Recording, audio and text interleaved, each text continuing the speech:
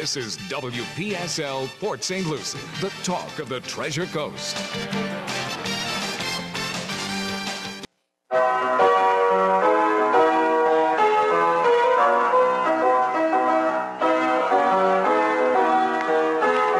Time now for Ask a Rabbi. Making the final preparations for the show this morning. You said the Friday night, third Friday Shabbat's back, huh? Yeah, it is. It is. It absolutely is.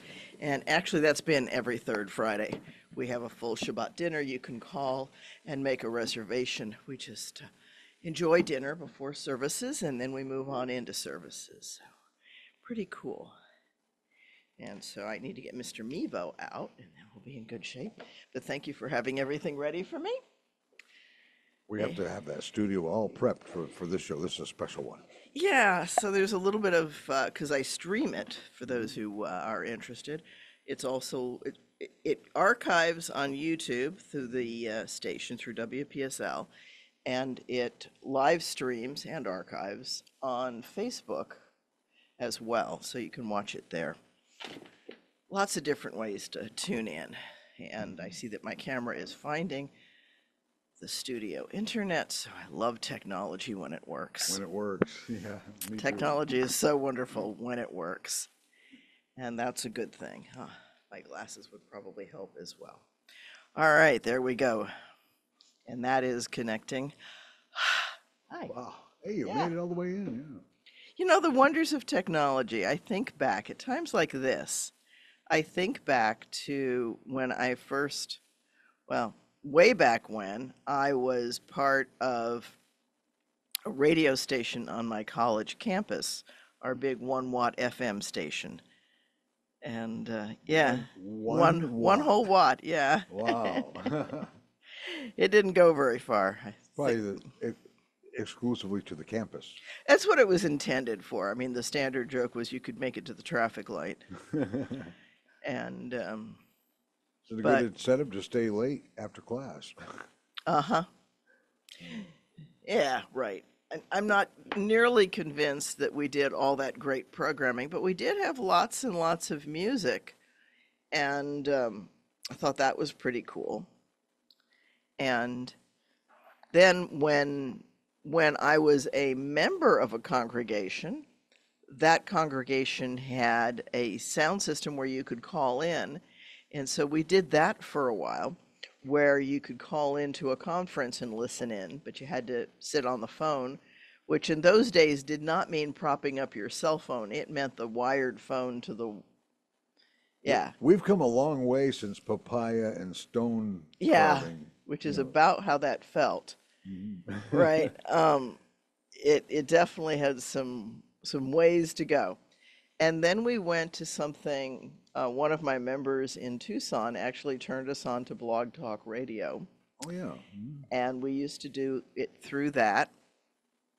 And then you could tune into, I guess that was your computer. Yeah, Blog Talk Radio, yeah. I think they also had some frequencies that they broadcast on in some places. But, moved from that to, and eventually to Facebook, YouTube and Facebook. So I don't know why. It's amazing. So you can watch your show on YouTube and Facebook while it's on. Well, we live stream on Facebook. On Facebook, okay. And then we archive on YouTube. You archive on YouTube, okay. Right. And plus, don't forget the radio station itself also streams onto the TuneIn app on the smartphone. Right. Or Google Home. Yeah, Google Home. Lots of different ways to listen into the show if you are so inclined. So that's a cool thing. Yeah. At least I hope that people think it's a cool thing. And it's almost that time of year for high holidays. Yeah, the high holidays, but the plant sales and stuff. No, we haven't been doing the plant sales. We don't really have a good location for that right now. Remember those? They grow outside. Oh, here. the bulbs, yeah. The bulbs that grow on with the white flowers.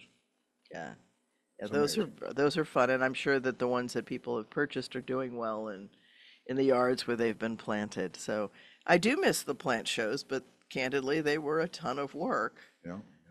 And we don't have a good place to do it now. So, and candidly, to pay 75 to 100 to $200 is money that the congregation desperately needs. So that's a problem. Yeah. And so my hope is simply that people will do other things. We are looking for other ideas for fundraising. That's one of the challenges that all congregations face. The reality is that congregations don't survive on membership. There aren't any that do. They all need extra income, because you never can burden everybody with that. You need to burden those who can afford to give a little bit. So that's one of the things. And this is as good a time as any to say, if anybody would like to sponsor Ask a Rabbi, then please do consider giving the station a call. And that is the same number as you can call into the station, which is 772-340-1590. Which is also the business office number. Right. It's the So- business office number when I'm not on the air. Yeah. You can still reach the business office, though. Just ask for Greg or Carol, and they'll be glad to help you with that. So lots of different ways to help with this. If you enjoy the show and you'd like to support one or more episodes, please do contact the radio station, and they'll help you do that. And then I can talk about you. Or we can do a recording and play that for you, whichever way you'd like to be sponsored, or both. I'm more than willing to do both. We can produce a special commercial for your business if you want to help sponsor this show, Ask a Rabbi, Friday mornings. Absolutely. So, yeah, lots of interesting things and ways to be. So, look for people to do that. And, yeah, hope that it works for everyone. So, the joy of being in a studio. You get to see yourself in different places and hear different things. Somebody calling. That might be a call for Ask a Rabbi. And again, that's the same number. That's 772-340-1590 if you'd like to ask me a question. And so we do have a call coming in. He'll be here in 1 second. As a matter of fact, Martin is with us. Martin, thank you for calling in, Martin. Go ahead. Okay, a humdinger of a question for you to start the day. Okay, a humdinger of a question. How do you separate people like Bernie Sanders, who is ancestrally Jewish, but is actually a Marxist, and explain to people he is not really a Jew, he is a Marxist? Okay, okay, the question because I'm going to repeat it because not everybody on Facebook can hear you. So thank you for calling in, Martin. He is as Jewish as a ham sandwich. And the question was, how do I tell people that Bernie Sanders is not really Jewish because he's a Marxist? So a couple of things. One, Marxism is not a religion; it's a political philosophy. Correct. So says which religion is the opiate of the people. Okay, Karl Marx said that it's the opium of the people, and that was because the poor people were being oppressed. You have to understand the context for Karl Marx. He's looking at the laborers who are getting, pennies a day, and so he's talking about that. And because in those days, religion was used very harshly. It was used to tell people that if God had wanted you to be rich, God would have made you rich. So just, hush up, and if you're good for 40 years and don't complain and do all this labor, then yay, you get to go to heaven. And I'm saying that a little bit sarcastically, but that's basically how it was used. It was used to keep the poor quiet, so they'd continue to do basically slave labor. And contemporarily, how do you separate anti-Semitism that gets attached with Bernie Sanders and people on the left? Okay, so anti-Semitism is a very hard subject to work with and deal with, and there's pieces in there, right? So it's not you're making it hard for the professor here. Okay, because anti-Semitism for some people means anti-Israel, and that is a very different thing from being Correct. Anti-Zionist. anti-Semitic, anti-Jew. Right? There's a conflation or a confusing between anti-Zionism and anti-Jewish and anti-Semitic. And But don't you agree that the anti-Semite can't separate the two? Hitler defined a Jew in a very funky way and used it to kill a lot of people. I don't know that I'm willing to accept any outsider's definition of who's a Jew. There are many, who's a Jew is a big question. I've delivered hour-long lectures on who is a Jew. It's not an easy question. The law of return in Israel defines a Jew as anybody who's from a Jewish mother. Now they might, and who has not embraced another religion. And again, Marxism is not a religion, and even atheism is not a religion, because atheists usually not hide as in bad things, but just fold themselves into other communities because they still like the social aspect of communities. And so religion is a very difficult thing. Everybody has a religion. A religion is basically a set of beliefs about the purpose and origin of the cosmos. And when you start to get into that, everybody's got an idea. They're just not important to everybody, right? So a secularist doesn't really care. And I look at different people who are Jewish, and different people who are Jewish express it differently. Judaism is not a monolithic way of life or religion, and it's more a way of life than a religion. It's not as involved in doesn't prescribe a certain kind of worship, and that relationship with God in Judaism is not something that you simply go to temple or synagogue for an hour, do it, and then go out and be a crook. The idea It's a way of life. It's a way of life. So there are rules within Judaism that say things like, don't go into a store unless you are willing to buy, because it is cruel to the storekeeper for them to think Can you repeat that for my wife when she goes to the mall? I hear you, right? Because it's an American social thing to go window shopping. And Judaism would say window shopping is good at night when the store is closed and you can shop in the window. Oh, good news. Right. But you have to be willing to buy. And I'll share a story that from the way that played out for me. This was in Tucson. I was driving down a street, and I commented to my friend who was sitting in the car, a Christian, and we're very good friends. We've been friends for a long time.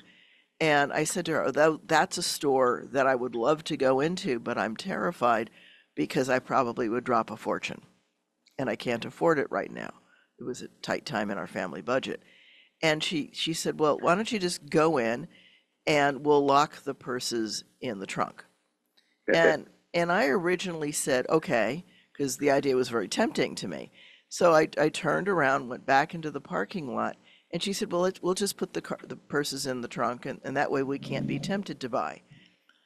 And boy, I'm doing it all wrong. I've been locking my wife in the trunk and putting the purse there. I gotcha. And thank you, Rabbi. I have to go. Okay, thank you.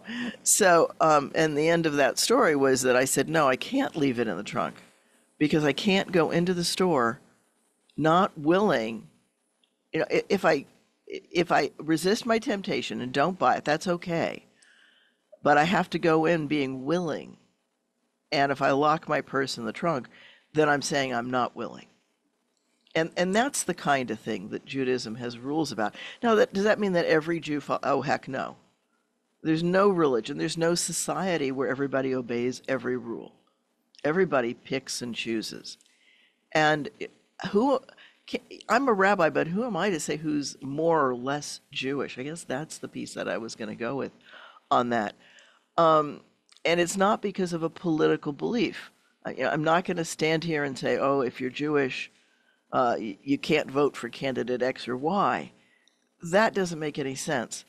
we Judaism is about free will and about choice. It's about the right to make a mistake. That is a human right.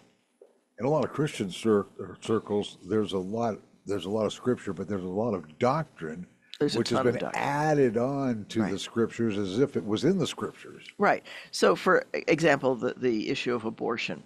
Yeah.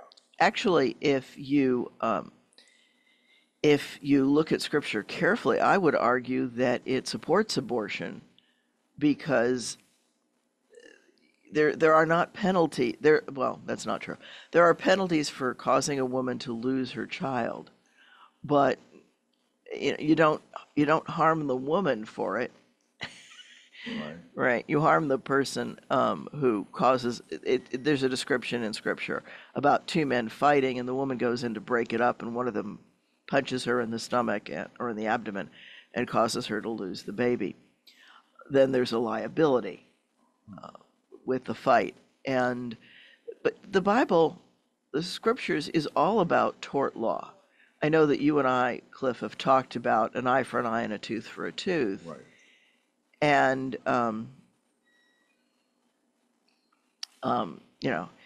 that is what it is. So It's like a limitation on it's the a revenge. limitation, right? You don't kill somebody just because they poked out your eye. Right. The loss of an eye is significant, and you have to pay damages to the value of an eye. Ooh. An eye for an eye, not a life for an eye, Right. not your home for an eye. But if you knock out a tooth on a slave, you have to give them freedom. That's how valuable a tooth was viewed. And so there's lots of that kind of stuff. And there's lots of things. I don't believe that slavery is fair. I don't believe that indentured service is fair. I don't believe that forcing somebody to work for less than their worth is right. And there are far too many people on the planet who are doing that. We have slaves in America. Oh yeah. They're right under our nose. It's illegal, but that doesn't mean it doesn't happen. And the scary part to me is when people stand up and start preaching some of these things, they're probably crooks. And every religion has them. Oh yeah. I'd love to disown Mayor Lansky. You talk about, I'll keep Bernie Sanders before I'll keep Mayor Lansky. But you can't, that's a fallacy. That's a philosophical, logical fallacy, and it's called no true Scotsman. No true Scotsman would do that. And the reality is we're all human beings, and we all fall on a continuum. I might agree or disagree with somebody. There are parts of the idea of wanting the poor people to have dignity and autonomy that that's part of Kant, too, Immanuel Kant, who was definitely Christian. And the idea is that people are entitled to certain basic rights. And that's what Marx was getting at. He wasn't trying to build Russia, or certainly not China. And I've had enough interactions with people from both countries to have a sense of what they go through. And I really don't want that for America. And we don't have what I would consider real freedom in a lot of ways either, because we have far too many people who are working for very low wages. We have bosses who are crooks. If you really want to hear some sad stories, talk to some of the food servers in Port St. Lucie, and you'll find out that their bosses are keeping tips and not paying them, and things like that. And they're paying them really low wages and have disregard for the people who basically keep their businesses alive. And no, I'm not going to name any specific restaurants, but they're there. And it's nail salons. And we could keep going. In every business, there's somebody who, if they want to, can be a crook. So to me, the beauty of America is that we can have many different religions, we can have many different ideologies, and that doesn't stop us from being American. And, who is a Jew? There are many, many people who are secular Jews, even in Israel. In fact, in Israel, it tends to be a little bit, we joke about it being bipolar, because it tends to be more Orthodox or secular They don't have a lot of middle of the road except for So it's one or the other, no middle of the road. there's not as much middle of the road. And there's a little bit, and it's growing, and that's largely due to immigration to Israel from England and America and places that have what they call Masorti, the middle road. Well, Christianity, it's called compromise. And, compromise to me is actually a way of everybody losing. And How to be good losers. well, it's about nobody getting what they really, really want. And the problem with compromise is that it deals with the surface instead of getting down to the root. And the classic example that I use to describe that is two people come into the market. There's one orange, on the shelf, and they both reach for it simultaneously. Excuse me. And the compromise would be to cut the orange in half and give each one half. And that's a lose situation for both of them. Because if you would explore and ask them why they need the orange, you would find one of them needs the peel to make a zest, and the other one needs the juice for their recipe. And if you would talk to them and find out what they need, they would tell you they need an orange. Yeah. Right? Because that will satisfy the need. They don't need the orange. They want the orange because it would satisfy the need of having the ingredient for their recipe. But if you would talk to them, then the deal that you could work, the consensus that you could come up with, is that somebody buys the orange. You pool your money, you buy the orange together. One person gets the peel, and the other one gets the meat to get the juice. It's a good, honest compromise. Well, it's deeper than a compromise. Deeper than a compromise, and that's the challenge. So I have a personal dislike for the word compromise, because compromise usually means cut something down the middle. And there's the story of King Solomon with the two women who come forward with a baby claiming it's theirs, and Solomon proposes to cut the baby in half. Right, and now the real mother would say, no, you go ahead and let her have it. Yeah, exactly. Right. So there's something deeper than the surface compromise. The cut it in half and we'll share is not, that's almost a bully tactic. Okay. And so to me, there's a lot of issues connected to that. It has to do with not really hearing people and not asking what they want. And so I would offer, instead of labeling people as this or that or pink, or, it's not like you have to be purple or male. They're not exclusive. They're different shades of different things. And there isn't just one solitary path down any road. It's, so that's as good a launching place as any to bring up the other topic that actually does scare me, which is the Project 2025.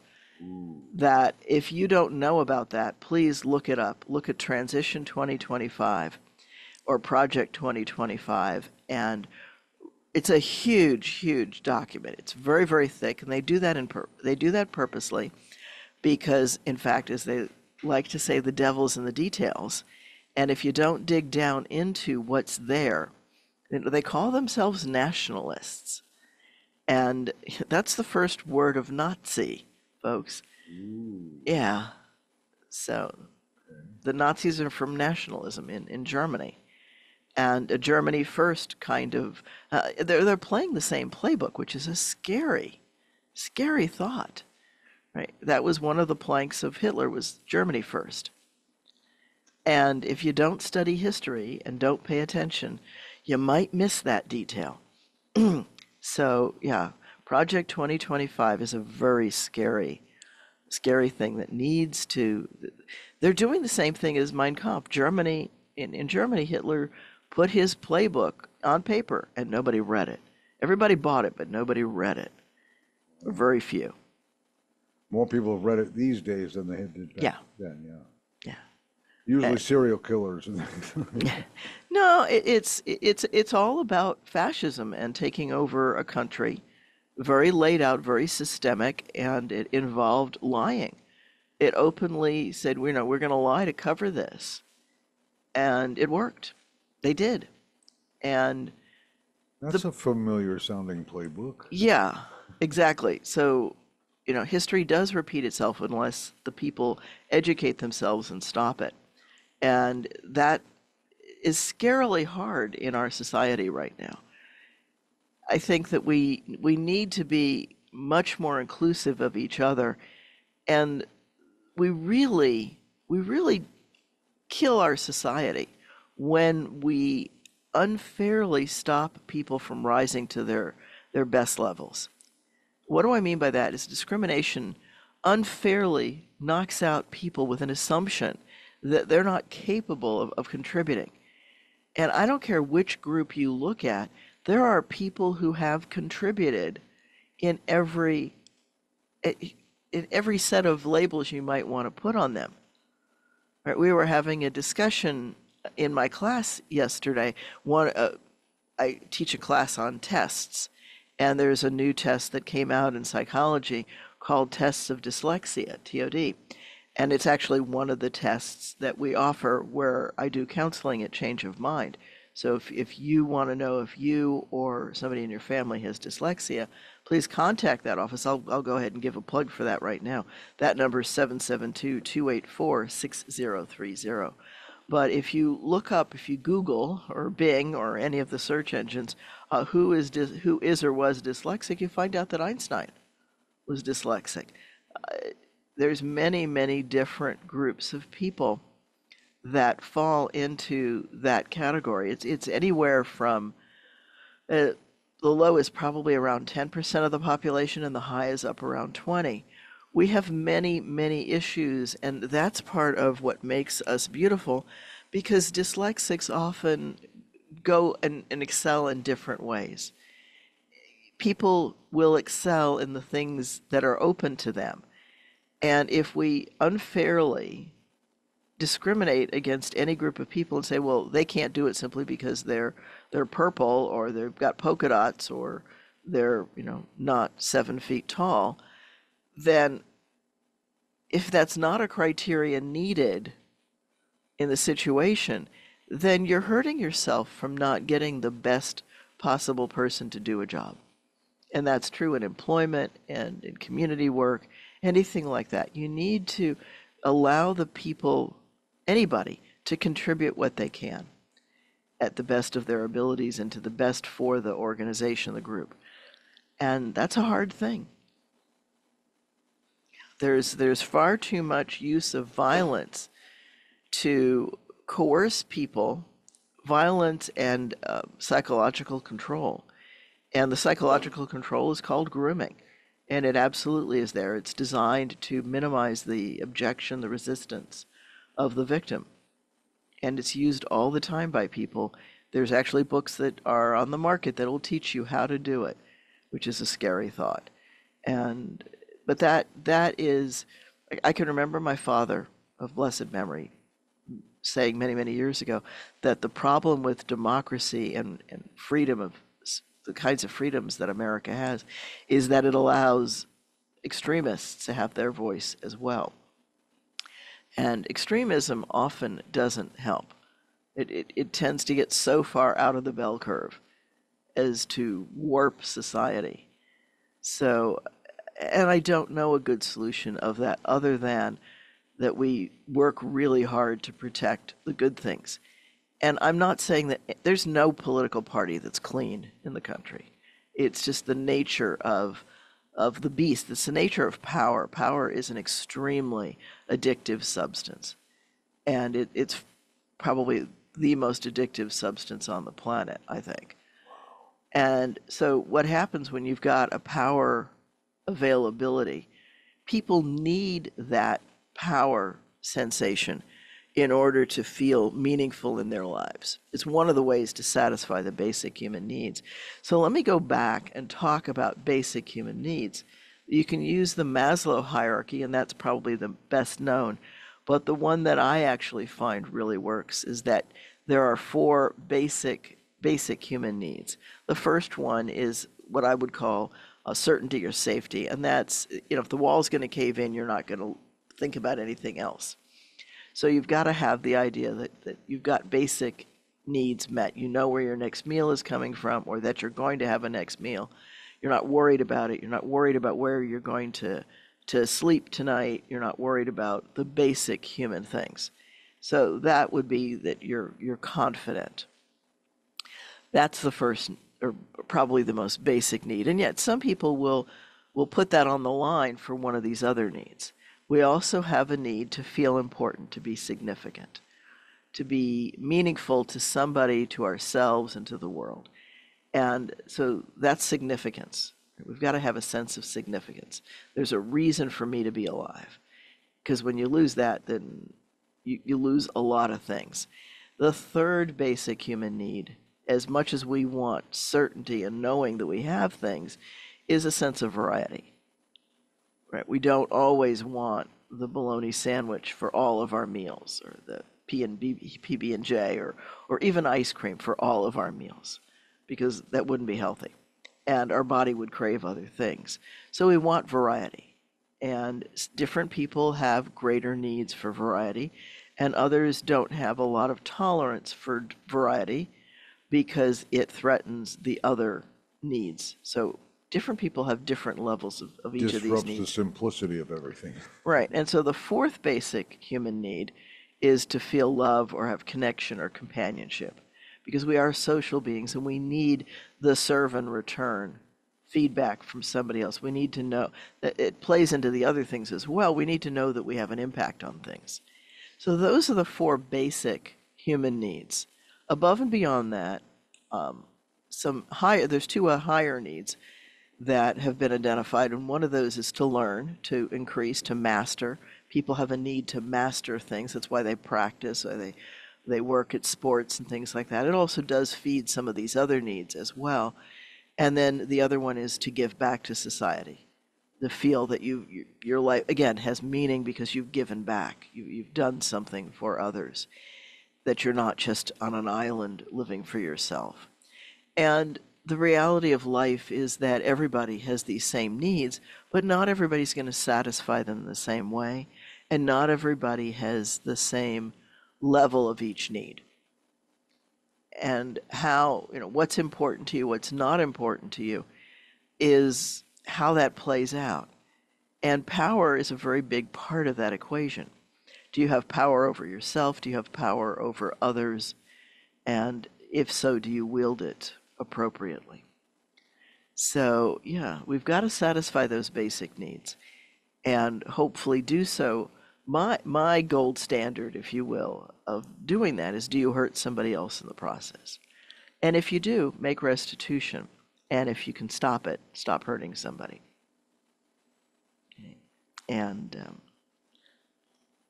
I recognize that when you're doing self-defense, you may have to defend. The point is that some people use the argument of self-defense when it's not really. Yeah, we see a lot of that too. Yeah. And we see a lot of people with a rage, whether it's clinical rage disorder or below clinical levels, if it's harming others, if it's messing up your relationships, then dealing with anger is a very important thing. Dealing with anxiety is really important. And we often equate anxiety with intelligence, and it's not. Very intelligent people are anxious. And I have to tell you that there was a thing on that was wherever it was, on a TikTok or some video of a weather forecaster, I believe in Australia. It was somewhere with an accent. And he had a panic attack on the air and had to turn the show over to one of the other anchors momentarily, just until he could calm his anxiety down. And that's just, sometimes bodies do that. They go into that, and there are medications that can help, but they may not cure it. That takes some work to figure out what's what. And there are techniques that we teach people to manage it. We all have higher and lower periods of ourselves. And the key to me is how to work it in a way that you are at peace, not happy, but at peace with yourself and with others. How can you how can you stay in your lane at the right times? And how do you correct somebody when they're wrong? Because there's Very different. carefully. Absolutely, because that's not an easy thing, and not everybody has. We are a community, and we can certainly help each other with corrections, but the key is how we do it. The key is how we do it. Do we do it in a way that they can receive the message, right? And it's one of the challenges when you say to somebody, is that the way you'd like to receive information back if you were doing something wrong or doing something that was less than constructive? And very often people don't want to get it back the way they give it out. Ah, And they can give it up, but they can't take it. yeah, very often. And so there are some tests. So yeah, be much more careful, and labeling people scary thought. And I know that that's what 2025 wants to do. It wants to label the in crowd and the out crowd, and make the out crowd pay terribly. They also want to control a woman's body instead of allowing a woman to control it. And I don't think of that as an advancement. I just don't. There was, back in the 60s, there was this little movement where women were kind of getting even for that. And women have at various times in the 1920s, they did it to get the vote, Ah, right? they got it too. Yeah. Which, realize that had to be voted on by the men. So, Ooh. yeah. It's not easy to have the folks who don't want it To approve it for you. to approve it. Yeah. It's and there have been wonderful times. The story of Esther is all about Esther, who has no power, convincing the king to basically give her, and she does. She ends up with his ring, which is a symbol of his power. Think about that, ladies, when you ask for a wedding ring. Think about that, guys. But, today we do mostly double ring ceremonies so that everybody gets a ring. The ring goes two ways. It's a double-edged sword in its own way. And, yeah. So this is, of all things, this is a time when we need to be able to look deeper and not just accept things for the surface. But we're seeing more and more of that, right? Project 2025 is definitely an effort at keeping people at the surface and using sound good words to keep a few people very rich. Even the people who are crafting it right now are making money living on donations of people to create this project so that people can feel somehow good about hurting other people without thinking that that's what they're doing. Yeah, one of the questions that I usually ask my religion class and I ask my philosophy class was America a Christian nation? And people will say yes, students will say yes, because they don't know what it means to have a state religion. It's not just about whether or not the dominant religion is something. And again, when they say, oh, that's to prevent Sharia law, most people have no idea what Sharia law is. It isn't what the media would have you think it is. It isn't what, or I should say, not so much the media as the folks who want to make it sound horrible and like it's gonna, put women in burqas. That's not what it is. It's about, actually, what's interesting about that is that the Prophet Muhammad said that women are God's creation and should be treated as such too. They're not servants. They're not lesser beings. But yeah, it's hard because Arabia and Europe and Asia took a big swipe of misogynism, being anti-women, when Alexander the Great conquered that part of the world and quote unquote mixed the traditions. He taught misogyny on a level that was probably never seen before, and maybe not much since, but there has been some. And he did that because his teacher Aristotle was a misogynist. And Yeah. So it's a very serious issue. And did Aristotle do some great things? Yeah, he had some great ideas, but he also had some off the wall wacky ones that were not good. And he didn't get those from his teacher. He got that from somewhere else. Freud would have said he had mommy issues. Since I have never had Aristotle on in my office giving and being able to diagnose him, I'm not going to say.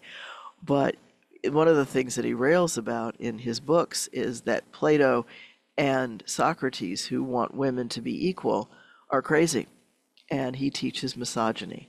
And he teaches that to his prime student, who is Alexander the Great. And yeah.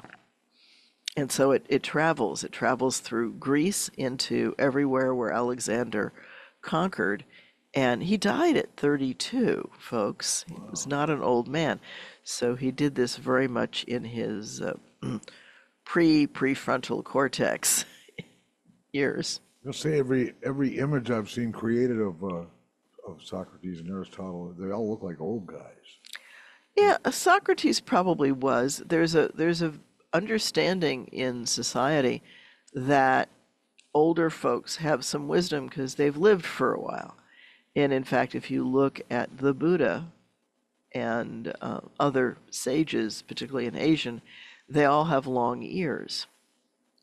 And that's because the older you get, the longer your ears get. They don't stop growing. I didn't know that. Yeah. If you look, so people say, oh, I'm going to go into Home Depot and I'm going to look for the gray hair to ask them how to do things because they know. Look for the long ears. Look for the long ears. Yeah. Okay. Because they're the folks who've probably been around for a while. And yeah, ears get bigger and longer the older you are. Well, maybe not so bigger and longer, but hairier. Yeah, well, that too. Yeah, hair stops growing where you want it to grow and starts growing Yep. in some of the strangest places. Yep. That's part of getting older too. The other thing I like to say about that is getting older is not for sissies. That's right. It's not easy work getting older. It's hardcore. It is. And, the old saying, we're too soon smart and too late wise. And, you don't want to regret ever a long period of time. And I sincerely hope that our country gets it and stops this extremism from trying to take hold. Anytime any group thinks they know what's best for every other group in the group, no. That scares the living daylights out of me because that is the bullying aspect of majority rule or those in power rule or apartheid. Right? Apartheid's a minority governing the majority and trying to keep the majority poor for the sake of power, for the sake of wealth. And power and wealth really are much the same thing. And who lives off of whose money and does what it's a big question. I was seeing a great thing that was trying to put all of this into words and said that you've always had the rich and you've always had the poor and you have the middle class struggling, and the middle class supports both the poor and the rich, and that the rich try to focus the middle class on keeping the poor both poor but minimally cared for so the rich don't have to. It was an interesting piece. On the other side of that, realize the average American is much wealthier than many other people on the planet. Oh, yeah. We have got so many wonderful things. Even in this economy. Even in this economy. And, that's a piece, right? Blaming that, the plank of blaming that on anything other than COVID and what it did is missing the reality of life. When COVID came in, it disrupted the supply chain. It jacked up the prices on the supply and demand, that free market concept that we operate under. And the reason that gas was so cheap during the pandemic is because nobody was driving. And they just couldn't keep the prices inflated. People needed to sell gas, and it became very competitive because there wasn't a lot of buyers out there. And so sellers had to be very much into it, and the people who control the oil prices understand that. Prices always go up around an election. I've noticed that over the years. It's a very controlled piece. The other reality is, if you've got a 15-gallon tank, 10 cents of a gallon is $1.50. So part of the gas hype is asking you to really be aware, to not pay attention to basic math. And being able to do numbers is an important skill. We really need to work with our kids to ensure that they can do numbers to the best of their abilities. And some kids will have trouble with number. Dyscalculia is what that's called. And, it's a scary piece. But I'll come back and say that doesn't mean they can't contribute something. They absolutely can. But we also need to not dumb down the rest of the populace. And we're doing that. We're taking away entrepreneurship in our schools right now. We're not fostering entrepreneurship. And I think that that's an essential piece of America, is the ability to do business, to start something up and see if you can make a decent living, honestly. And that's the challenge. The people who are willing to lie, and people who are willing to lie are not hinged to ethics, not well. And at the same time, talk about the Bible. God lies. God lies in the book of Genesis when Sarah laughs. Because the angel tells Abraham that Sarah will have a child. And Sarah's listening in the tent, and she laughs. And when God asks her, "Why are you laughing?" she said, "Well, it's because Abraham's an old man. How's he going to do that?" So she pins it on Abraham. She pins it on Abraham. And then God goes and says to Abraham, Sarah laughed, and in the wisdom of God, it says to him, she's afraid that she's too old to have pleasure. So therefore, putting it on Abraham and touching Abraham's ego to get him to do what it takes. And she has a child. She was, what, 91 or so? She was up there. She was way up there, yeah. Again, biblical numbers, I don't think they mean what they mean today. You hear of 900-year lifespans and things like that. Yeah. That's not. And one of my listeners here is saying Isaac has to do with laughter, and she's right. The name Isaac has to do with joking around and laughing. And so that's how Isaac gets his name, the child of her laughter. And Wow. But so God kind of does it, but that's not a truth. That's a lie. And so what's the difference between that lie and pretending that you're not going to use violence is the intent. God's intent was to create what God was seeking, which was getting Sarah pregnant, and doing it in a way that invited Abraham to be an active participant in some way. And everybody can use we don't need to go into an adult show here. But, and the idea of it, and I've always wanted to do a book on Sarah laughing. There's wonderful stories inside Scripture that I think a biblio-novel, right, looking at it and saying, well, what were the feelings? What were people thinking? Would be a lot of fun, but I've got to scare up some free time to do that. And that's not one of the things in great quantity in my life right at the moment. But I do. A lot of us suffer the same. Yeah, I understand. We tend to, nature abhors a vacuum, and so we can fill it. But it's the old story of follow the money and look who's benefiting from where things are going, who's benefiting from keeping things the way they are, and who benefits from which change. And it's not usually the people that people are pretending will. It's very often the people behind the people who have enough money to try to manipulate the world. And we can be great people if we try. Yes, we can.